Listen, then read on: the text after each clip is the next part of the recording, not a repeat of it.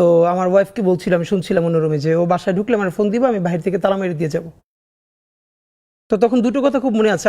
আমার ওয়াইফ একবারও নিষেধ করে নাই, কারণ ও জানছিল যে এই কাজটাই আমি জন্মের পর থেকে করতে চেয়েছিলাম, ইনসাফের লড়াইটা।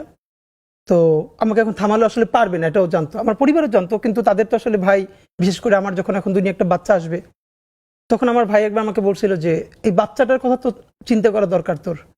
তখন আমি দুটো কথা বলছিলাম, একটা হচ্ছে যে এখন পর্যন্ত যেই বাবারা রাস্তায় শহীদ হয়েছে তাদেরও তো বাচ্চা আছে, এমন তো না ওরা দুনিয়া এমনি এমনি আসছে। তাদেরকে যেরকম আল্লাহ দেখবে ওরও আল্লাহই দেখবে। আর একবার তখন আমি শুনতে পাচ্ছিলাম যে আমার ওয়াইফকে বলতেছিল যে ও বাসায় ঢুকলে বলবা যে আমি বাইরে থেকে লক করে যাব। তখন আমার মনে আছে, আমি যখন বুঝতে পারছিলাম যে এরকমটা করতে পারে, তা আমার বাসার ছাদে পাশ থেকে অন্য পাশ থেকে বের হওয়া যায়, তাই আমি বলছিলাম যে যদি সত্যি এইটা করো, যদি আমি 7 তালা দিয়ে লাফ দিয়ে পড়ি, তখন তোমরা কি করবো, আমার বাঁচাইতে পারবা? তো আমার মা খুব মনে আছে যে আমি এমনিতে ভাই, আমি তো সবার ছোট, আর এমনিতে ছোটবেলা থেকে আমি ভীষণ মানে একদম মায়ের সাথে থাকা আর কি।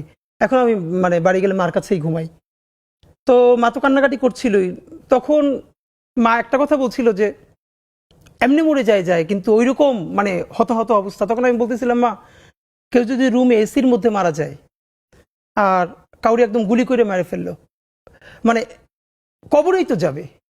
আর ব্যাপারটা তো এমন না যে যে এসির মধ্যে মারা গেল তার মৃত্যু কষ্ট কম, বরং জীবনে তো পাপ আমাদের সবারই আছে।